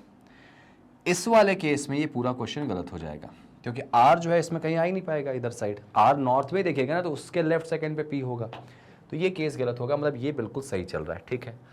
R वाला डेटा हमारा बन चुका है भाई। एक काम करें, इसको भी हटा देते हैं। अब देखो R और U के बीच में एक लोग बैठे हैं, तो यहाँ एक छोड़ के U नहीं आ सकता, मतलब U तो फिर यहाँ आ जाएगा, कनेक्ट होता दिखाई दे रहा है। अच्छा P के पड़ोसी एक ही दिशा में देखते हैं, ठीक है, और V के ऑपोजिट डायरेक्शन में देख रहे हैं, तो अगर एक बाहर देखेगा तो U कहाँ देखेगा, नीचे देखेगा। अच्छा W और S वाला डेटा भी रख लो भाई, है ना। W को एंड पे नहीं रखना, लेकिन कितने लोग हैं इसमें, 1 2 3 4 5 6 7 8, 8 लोग हैं ना। तो W के राइट सेकंड पे मुझे कौन चाहिए, S चाहिए, तो यार W फिर यहाँ आ जाएगा, W एंड पे नहीं आ सकता, यहाँ कौन आएगा, S, और W के राइट सेकंड पे तो W को तो नीचे दिखाना पड़ेगा, तभी तो राइट सेकंड पे ये आएगा। और नोटिस करो S के जो पड़ोसी हैं वो सॉरी P के जो पड़ोसी हैं सेम डायरेक्शन में, तो W नीचे तो S भी नीचे, ठीक है। और अगर ये बैठा बेटा तो मेरे ख्याल से क्वेश्चन सॉल्व हो गया, मतलब हिंट नहीं मिली थी, हिंट निकालनी पड़ी, लेकिन क्वेश्चन बन गया। आगे क्या था भाई, हाँ ये देखो, P के राइट में W होना चाहिए, तो P तो बेटा ऊपर देखेगा, और W एंड पे नहीं होना चाहिए। अच्छा एक चीज़ देखो ध्यान से, Q और U अगल बगल नहीं बैठेंगे, तो ये भी सही था यार, ये भी बिल्कुल सही था। अब एक नाम कौन सा बच गया इसमें, 8 लोग हैं भाई, इसमें एक नाम बच गया, T बच गया शायद, T यहाँ आ जाएगा, और T तो कहाँ देख रहा है, नॉर्थ में। Q का फेस, T का फेस हो गया, U का, V का, R का, W का, P का, S का, सारे फेसिंग भी तो हो गया यार, क्वेश्चन सॉल्व हो गया। मतलब देखो क्वेश्चन सिंपल था, लेकिन इसने ना शुरुआती उलझाने के लिए कोई पॉइंट ही नहीं दिया जिससे चीज़ें हम उलझा पाएँ कभी, ठीक है। तो यहाँ पर हमको जब कुछ नहीं मिला तो जो बड़ा वाला डेटा इन्फॉर्मेशन दी गई थी ना, उससे हमने Q को उठाया। भाई Q को कॉर्नर पे रखेंगे, या तो इधर या तो इधर, तो अगर आपको स्टार्टिंग डायरेक्शन ना दे तो आप ये चीज़ अप्रोच पे ला सकते हो। और देखो इसके बाद एग्जामिनर ने कुछ इस तरह से क्वेश्चन बोला कि सारा डेटा अपने आप अरेंज हो गया, तो उनको भी पता होता है एग्जामिनर को कि यार आप स्टूडेंट हो, आपको बनाने में टाइम लग सकता है, चीज़ें इतनी भी कॉम्प्लिकेटेड नहीं करेंगे, स्पेशली अगर प्रीलिम्स की बात करें। तो ये आपका आंसर आ गया, 2 डायग्राम से आप इसमें जा सकते थे, ठीक है। चलिए नेक्स्ट, हाँ जी ये देखिए जरा, स्क्वायर टेबल वाला क्वेश्चन है, तो सिंपल बनना चाहिए आपसे। देखो जरा, स्क्वायर टेबल है जिसके चारों तरफ कुछ इस तरह से लोग बैठे हैं कि 4 लोग कॉर्नर पे हैं, 4 लोग सेंटर ऑफ द मिडिल है, मिडिल ऑफ द सेंटर है, कुछ लोग सेंटर में देख रहे हैं, कुछ लोग बाहर की तरफ देख रहे हैं, ठीक है भाई। बनाते हैं इस क्वेश्चन को, पहले देखते हैं, उम्मीद है आपने इसको ट्राई तो किया होगा। तो चलो यार इसको बनाते हैं, थोड़ा अच्छा क्वेश्चन दिख रहा है मुझे ये। अच्छा क्वेश्चन मतलब कैसे मैं कह सकता हूँ कि यहाँ पर ना आपको ये बताया ही नहीं गया कि कॉर्नर वाले कहाँ देख रहे हैं, मिडिल वाले कहाँ देख रहे हैं, कुछ नहीं बताया गया। आपको यहाँ पे करना क्या है कि इसको सिंपल तरीके से सॉल्व करना। जरा सॉल्व करिए इसको। और देखो सॉल्व करने की बात करेंगे ना, तो सबसे इंपॉर्टेंट चीज़ आपको ध्यान देनी है, वो क्या ध्यान देनी है कि यहाँ पे जब क्वेश्चन आपके सामने आता है तो आपको सबसे पहले अप्रोच जो होती है वो क्या इसमें देखनी पड़ती। देखो एक स्क्वायर टेबल जिसको हमने इमेजिन कर लिया कुछ ऐसा, ये देखो ऐसा स्क्वायर टेबल ले लिया, कॉर्नर पे 4 हो गए, 4 बीच में हो गए, सिमिलरली यहाँ पे ऐसे, ठीक है, कॉर्नर पे 4, 4 बीच में। अभी तक हमको राइट लेफ्ट पता होता था, कॉर्नर वाले यहाँ, लेकिन अभी कुछ नहीं पता। शुरू करते हैं, क्वेश्चन को शुरू तो कर लें। सबसे पहले बोलता है इसमें, अच्छा एक बात ये जो बोली है उसने कि क्या बोला, not more than 2 person facing same directions set together. मतलब कि अगर सभी लोग, 3 लोग एक साथ बाहर देखने वाले नहीं बैठ सकते, या 3 एक साथ अंदर देखने वाले नहीं बैठ सकते। आर जो है वो किसके राइट थर्ड पे है, एक्स के, और एक्स का चेहरा बाहर कहाँ पे है, facing outside the centre, x बाहर देख रहा है। अब अगर x बाहर देख रहा होगा तो या तो x कॉर्नर पे होगा या तो मिडिल में होगा। तो एक काम करते हैं, एक डायग्राम में x को कॉर्नर पे बिठाते हैं, यहाँ मैंने x को कॉर्नर पे बिठा दिया, बाहर देख रहा, और इसमें x को मिडिल में बिठा दिया, मतलब अंदर यहाँ पे बाहर देख रहा है ऐसे। तो अगर x ऐसा बैठा तो x के राइट थर्ड पे r है, तो 1 2 3 यहां कौन आएगा, r आ जाएगा, यहां से 1 2 3 यहां r आ जाएगा। ठीक है, दो केस में बनेगा भाई, या तो x मिडिल में होगा या तो कॉर्नर पे होगा, मैंने दोनों यहां पे बना के देख लिया। अब क्या बोलता है कि जो v है वो r के ऑपोजिट में होने वाला है। ठीक है, r के ऑपोजिट में v होगा, मतलब यहां हो जाएगा, इसमें v यहां हो जाएगा। ठीक है भाई, आगे क्या बोला गया, u is opposite to t, मतलब u और t आमने सामने हैं और t जो है वो क्या है, कॉर्नर पे नहीं है। ठीक है, तो u और t मतलब बीच में होंगे, तो इसमें u और t की यही जगह दिख रही है मुझे, u और t की यही जगह दिख रही है। ऐसा भी हो सकता है कि यहाँ पे u हो, यहाँ t हो, बीच की यही जगह खाली दिख रही, और u और t इसमें देखो बीच में यहाँ आ जाएंगे, अगर u यहाँ पे तो t यहाँ पे, u यहाँ पे तो t यहाँ पे, u और t का ऑब्लिक बना लिया मैंने भाई बीच में। ठीक है, y जो है वो w के राइट सेकेंड पे बैठेगा, w के राइट सेकेंड पे y बैठेगा, तो इसमें तो जगह दिख रही है आपको बहुत सारी। अच्छा, आगे कुछ बोला गया क्या, अच्छा y जो है वो किसका नेबर नहीं हो सकता, r का, तो y यहां नहीं हो सकता। w के राइट सेकेंड पे, w के राइट सेकेंड पे कौन आएगा, y, तो w फिर यहां आ जाएगा क्या, यहां पे y आ जाएगा। w के राइट सेकेंड मतलब w कहां देख रहा है भाई, बाहर की तरफ देख रहा है।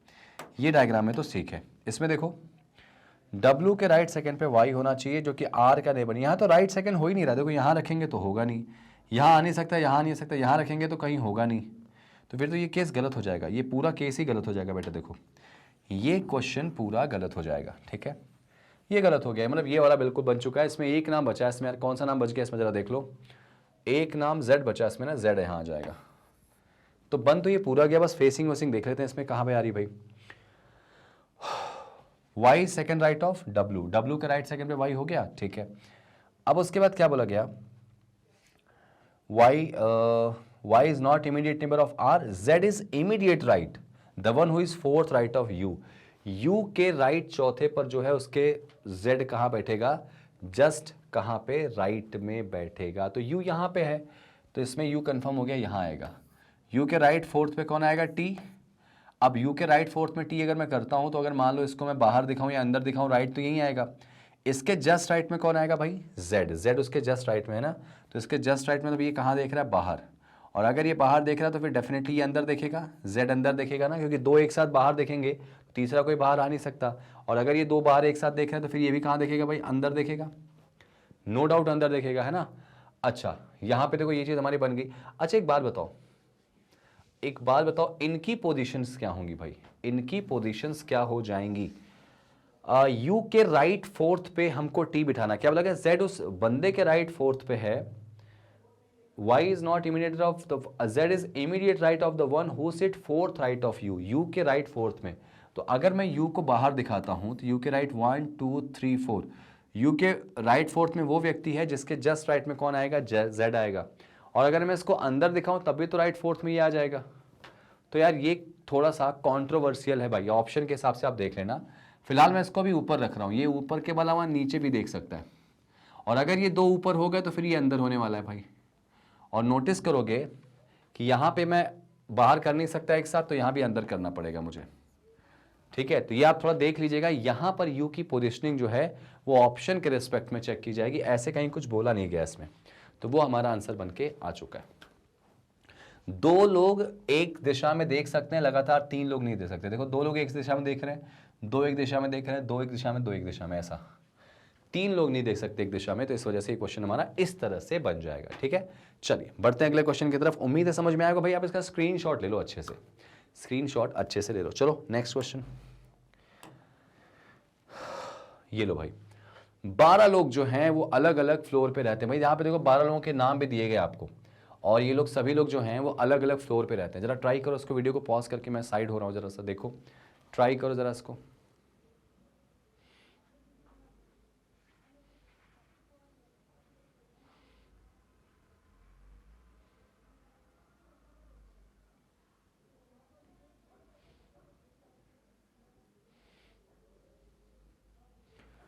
जल्दी से बनाने की कोशिश करो, जल्दी से बनाने की कोशिश करो। चलो भाई मैं इसको बना के दिखाऊं, मेरे ख्याल से अब आप लोगों ने इसको बहुत अच्छे से समझ लिया है, देख लिया है कैसे है क्या है। सुनो जरा, अब 12 लोग हैं भाई, चलो बना के देखते हैं इसको। 12 लोग कैसे होंगे यहाँ पे, हिंदी इंग्लिश दोनों मैंने दिखा दिया आपको, जरा ध्यान से देखने वाली बात है कि मैं अलग अलग, ये लोग फ्लोर पे रहते हैं, तो मैं काम करता हूँ जल्दी से पहले 12 फ्लोर बना लेता हूँ, ठीक है। यहाँ से शुरू कर लेते हैं 1 2 3 4 5 6 7 8 9 10 11 12, ठीक है। 12 मंजिला इमारत है। तो बिना समय गंवाए आप इसमें 3 केस तो एटलीस्ट इमेजिन कर लीजिए। चूंकि बहुत बड़ा डायग्राम है तो हो सकता है 3 से ज़्यादा केसेस भी लग जाए, लेकिन हम अपने कंसेप्ट पे टिके रहेंगे, कोशिश करेंगे कि 3 से ज़्यादा चीज़ें ना लगें, ठीक है। अच्छा भाई, सबसे पहले क्या बोला गया, जो S is immediate above T, S को T के जस्ट ऊपर रखना है भाई, ठीक है। जहां भी रखना, S को T के जस्ट ऊपर रखना है, such that both live on prime number floor. अब देखो, back to back prime number floor की बात करें तो 1 2 और 3 ही होता है, और कोई प्राइम नंबर यहां होता है क्या, नहीं। तो इसका मतलब S और T जो है, क्या बोला गया था, S इज इमीडिएटली अबव ना T के, तो T आ जाएगा कहां पे, 2 पे, और S 3 पे आ जाएगा। प्राइम नंबर यही दोनों दिख रहा है, और कहीं दिख रहा है क्या, कुछ नहीं दिख रहा, ठीक है ना। चलो नेक्स्ट, T के ऊपर S हो गया। इसमें आगे देखो क्या बोला गया, X जो है ना, X live at the most, X live at most, अच्छा, X lives at most 2 floor above S। X जो है ना वो X जो है वो S के मैक्सिमम 2 फ्लोर के ऊपर है। मतलब ऐसा भी हो सकता है कि 2 फ्लोर के ऊपर बोला गया तो 2 से ऊपर ना हो, 1 पे ही ऊपर हो। एट मोस्ट का मतलब क्या होगा, मैक्सिमम, कि जो X है वो S से ज्यादा 2 फ्लोर ऊपर हो सकता है, उससे ज्यादा नहीं। तो ऐसा भी हो सकता है कि 2 फ्लोर हो या 1 ही फ्लोर हो। तो ये यहाँ पे दूसरे केस को इमेजिन कर लेते हैं, यहाँ पे T, यहाँ X, यहाँ पे 2 फ्लोर कर दिया, यहाँ सिंगल कर दिया। तो X S से मैक्सिमम 2 फ्लोर पे ऊपर हो सकता है, या फिर 1 पर ही हो, ऐसा भी हो सकता है। आगे देखो क्या बोला गया, W जो है वो 4 फ्लोर अबव है X के। 4 फ्लोर अबव का मतलब होता है कि 4 ही ऊपर जाना है। 1 2 3 4, यहाँ पे कौन आएगा, W। 1 2 3 4, यहाँ कौन आएगा, W, ठीक है।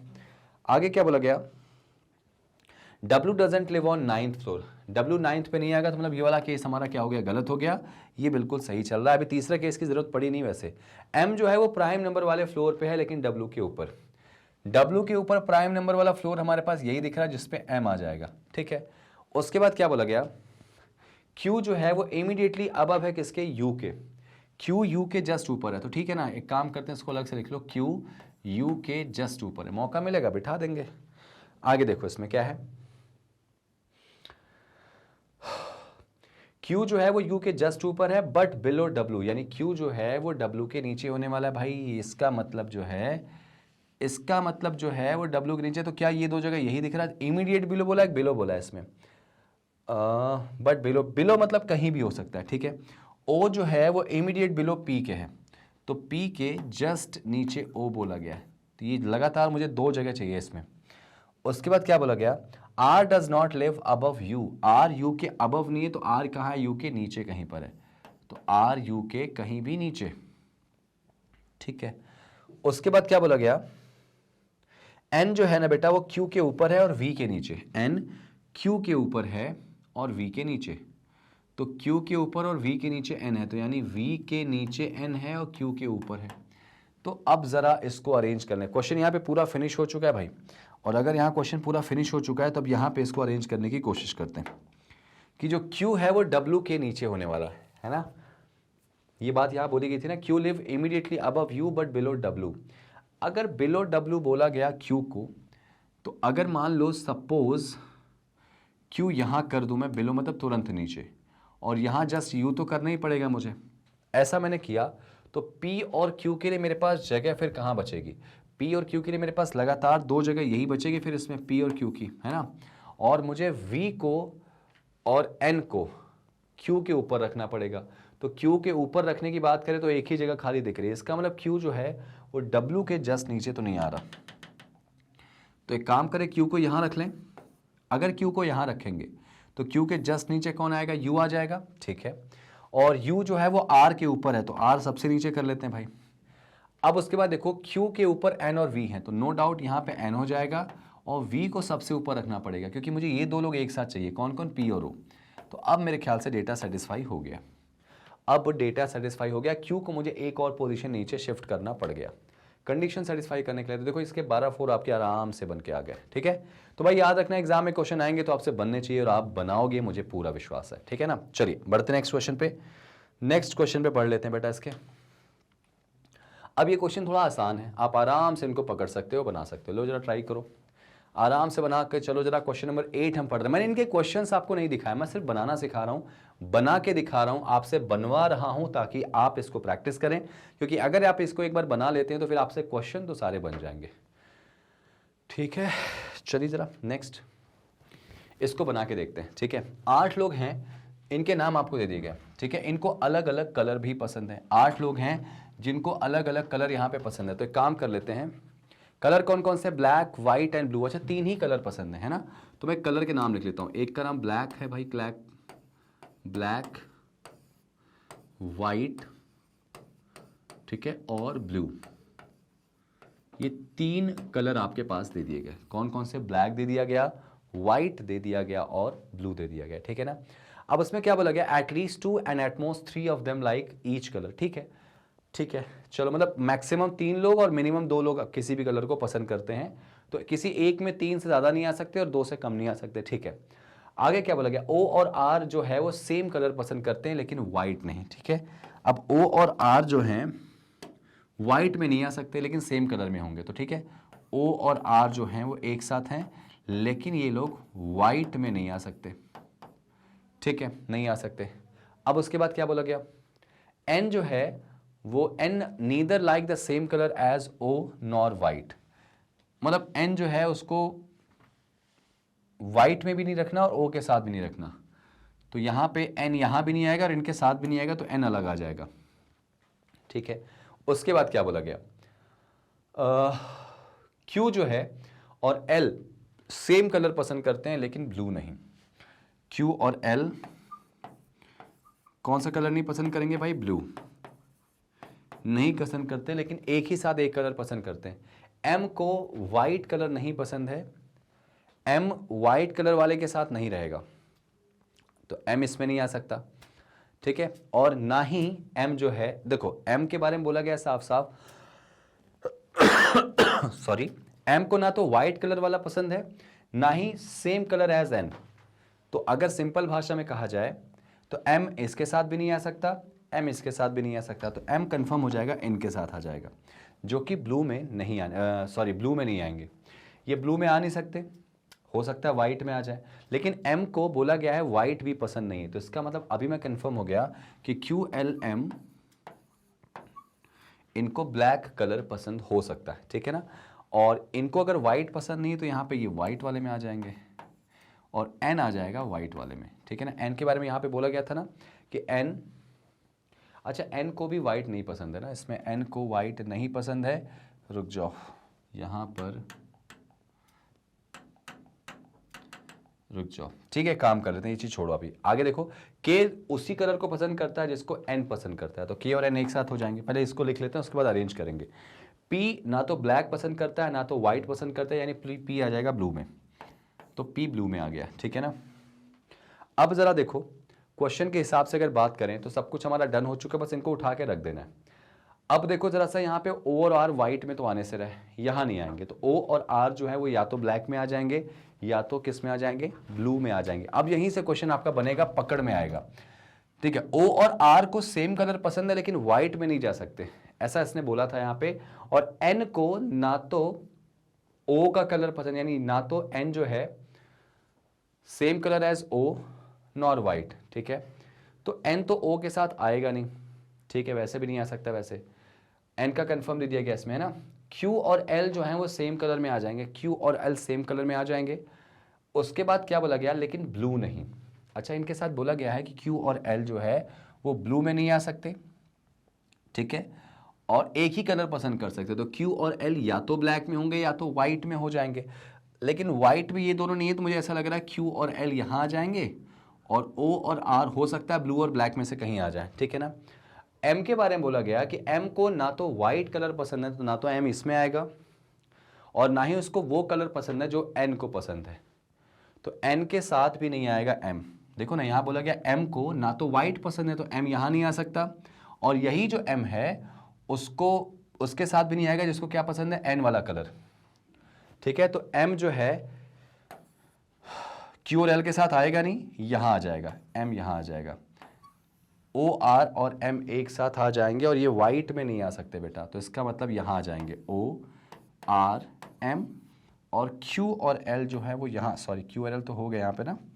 ठीक है, 3 2 5, एक नाम बच गया इसमें।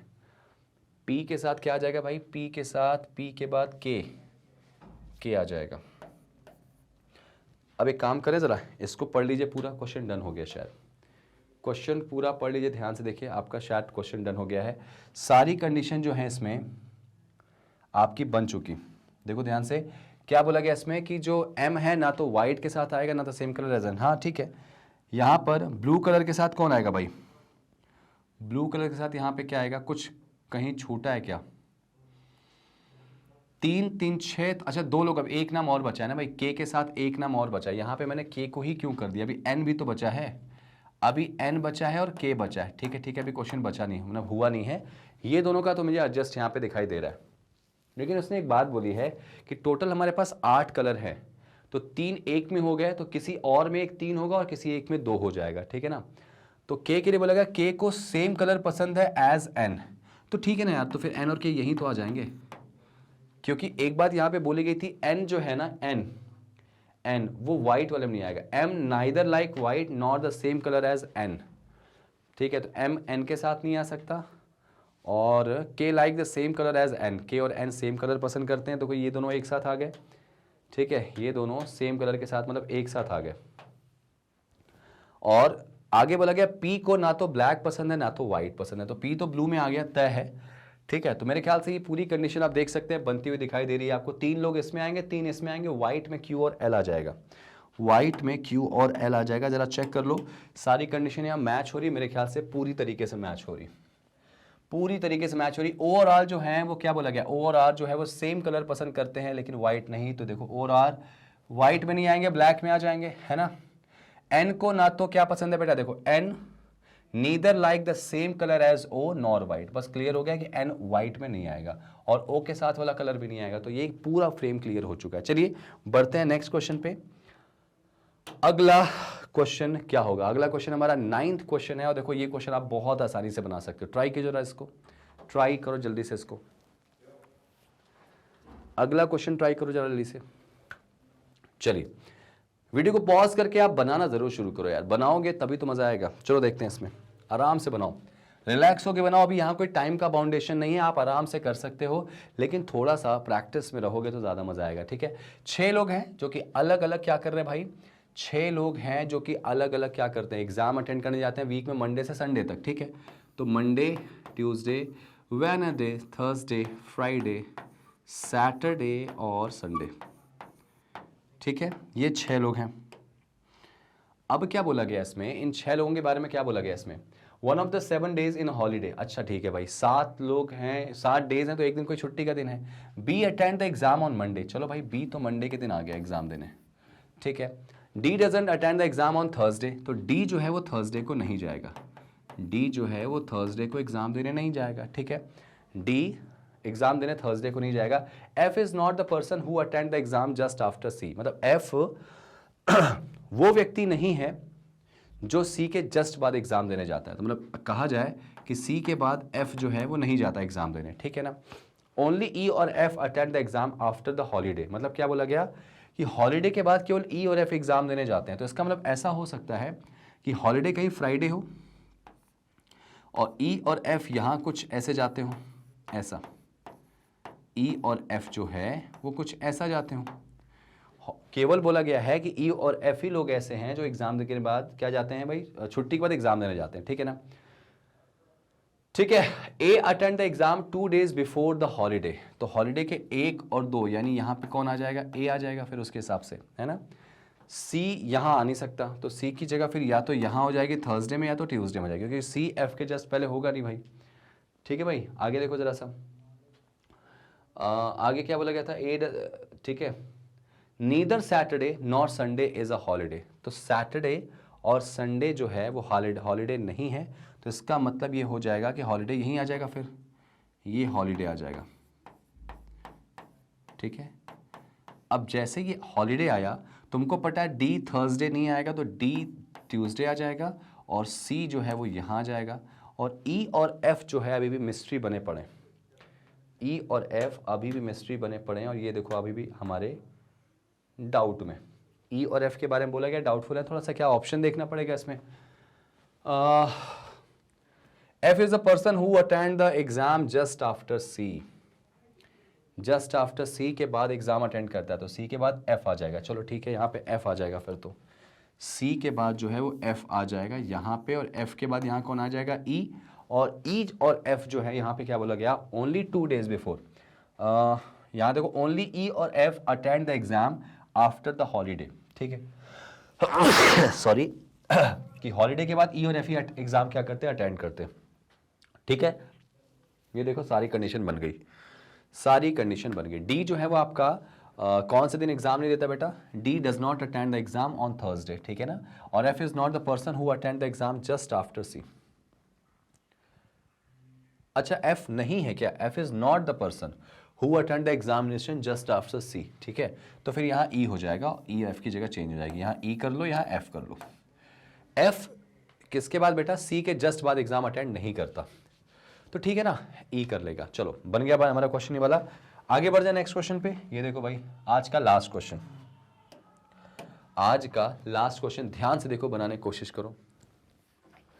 10 लोग हैं जो कि पैरेलल लाइन में बैठे हैं, और मुझे लगता है कि 10 के 10 क्वेश्चन को आप आराम से बना सकते हो। तो मैं चाहूंगा कि आप होमवर्क लो इसको, और ये मुझे आप कमेंट करके बताओ। मैं तो चाहूंगा, क्योंकि एक क्वेश्चन ऐसा हम लोगों ने किया था, तो ये क्वेश्चन को आप मुझे कमेंट करके रिप्लाई करो।